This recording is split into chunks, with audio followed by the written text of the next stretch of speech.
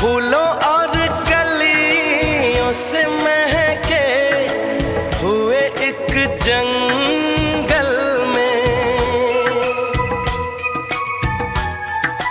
एक हंसी झील के साथ